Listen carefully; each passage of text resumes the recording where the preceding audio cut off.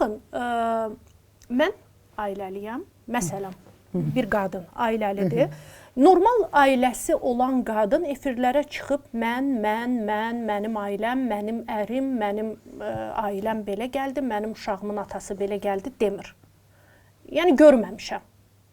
Amma bugün efirlərdən natamam ailələr görürük ki, mən uşaqlarımın atası ifadəsini işlədirlər.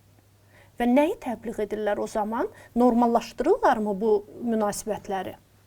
Onlar sadəcə öz natamamlıq komplekslərini göstərmiş olurlar. Çünki bir insan bilirsə ki, bir şey ona məxsusdur, bunu dəfələrlə demək istəmir. Biləndə ki, yox, buna məxsus deyil, təbii ki, onu haykıraraq demək istəyir, həm özü eşitsin, həm də ətrafı eşitdirsin. Nə baş verir ki, onda? Axı, daxilən o gecə gedib yastığa baş qoyanda bilirəm, axı, mənim deyil, başqasının yanındadır bu kişi.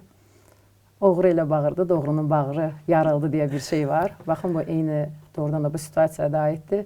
Təbii ki, başını qoyanda və yastığa tək qoyanda bir çox şeydən xəbəri olur. Amma bütün qadınlar belə deyil. Hər kəsə aid deyil. Sadəcə olaraq bilirsiniz, göz önündə olanlar insanı incidir. Əslində məqsədimiz də, açıq söhbətimiz də ona görədir ki, et, özün bilərsən, amma təbliğ etmə.